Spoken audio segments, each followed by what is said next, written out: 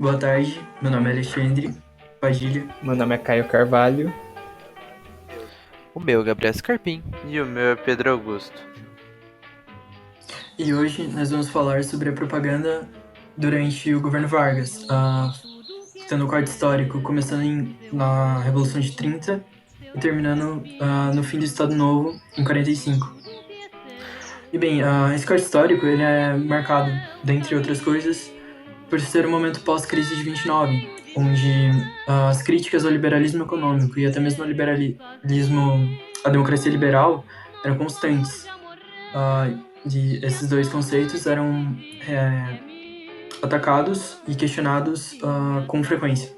Com esses ataques e questionamentos para com esses dois conceitos, a ascensão de regimes autoritários pelo mundo, principalmente na Europa, foi meio que inevitável nessa época, aonde destacamos os regimes nazifascistas de Mussolini e Hitler e os regimes comunistas do stalinismo na antiga União Soviética.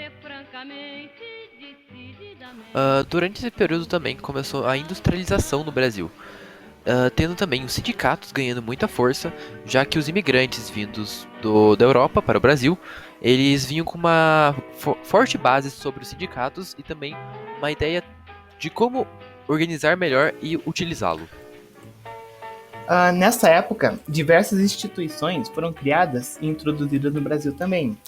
Um de seus principais exemplos é a DIP, o Departamento de Empresa e Propaganda, que foi inspirada em modelos de outras ditaduras mundiais de sua época, cujo seu principal objetivo era fazer propaganda e promover seu ditador. Era um órgão de difusão cultural alinhado com os princípios do governo, tendo como objetivo a formação moral e patriótica do povo. Outro ministério que foi muito famoso nessa mesma época foi o Ministério da Saúde e Educação, aonde federalizou e unificou a educação no Brasil, com o objetivo de controle de massas, que fez com que a educação estadual fundamental fosse obrigatória. Bem, falando sobre os métodos de propaganda, um dos exemplos é a propaganda dentro da mídia, que eram propagandas forçadas pelo governo, que o governo forçava os meios de mídia a transmitirem. Esses meios eram principalmente rádio, jornal e, em alguns momentos, televisão e TV. E um exemplo dessa propaganda eram a exibição obrigatória de documentários, que aconteciam em alguns horários da televisão e em alguns momentos antes de sessões de cinema começarem. E nesses documentários, realizações do governo eram exaltadas e promovidas. E um outro exemplo é a lei que obrigava todo estabelecimento comercial a ter uma foto do presidente, do ditador. E essa política de existir uma foto obrigatoriamente em cada estabelecimento comercial era uma cópia de uma das políticas nazistas, de uma das políticas criadas pelo ministro da propaganda nazista, Joseph Goebbels. E o Joseph Goebbels era, inclusive, um influenciador dos responsáveis pela DIT, dos responsáveis pelo Ministério da Propaganda Brasileira durante esse período.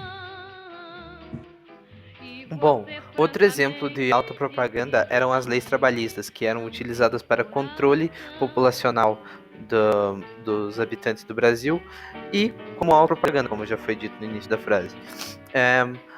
Entre elas, a redução da carga horária de trabalho para 48 horas semanais e férias remuneradas. Uma das propagandas feitas por Getúlio Vargas foi o Dia do Trabalho, uma data na verdade já existente, conhecida anteriormente como Dia do Trabalhador, mas a qual Getúlio se apropriou como uma autopropaganda da sua reforma das leis trabalhistas. Também, Getúlio dizia que essas reformas eram um direito dado pelo Estado, como se fosse um presente do Estado para o povo no bem-estar no trabalho. Também, durante o Dia do Trabalho, que em alguns anos Getúlio anunciava o reajuste do salário mínimo. O Ministério da Educação e da Saúde também interviu e fez diversas mudanças em como funcionava o ensino no Brasil. Em um período anterior, o ensino brasileiro privilegiava apenas os filhos de grandes senhores de terra, pois ele possuía maior renda. Agora, com o desenvolvimento das atividades urbanas, por consequência das atividades industriais, o trabalhador nas fábricas começou a ganhar atenção. por causa do processo de industrialização. Em questão da educação, ela começou a promover a ideia da construção intelectual do indivíduo ligada com a questão do corpo. O corpo está em evidência a partir de agora, junto com o mental. Ele deve ser cuidado, pois é a arma, um instrumento utilizado nas questões ligadas ao trabalho nas fábricas. Por conta dessa concepção de um corpo saudável, enquanto um instrumento de trabalho, o ensino da educação física se espalhara. Dessa maneira, a educação física proporcionaria aos alunos o desenvolvimento harmonioso do corpo e do espírito. Tem-se assim a educação no Estado Novo, servindo como uma forma de qualificação da mão de obra. Assim, mais do que um processo educacional, ela auxiliaria o desenvolvimento econômico do Brasil, produzindo o novo homem para o novo Brasil, que Vargas desejava construir, junto com os valores nacionalistas, enaltecendo os heróis nacionais e seus valores conservadores. E esse foi o nosso programa. Obrigado pela sua atenção. Fracassei novamente, pois sonhei, mas sonhei em vão. E você francamente, decididamente, não tem coração.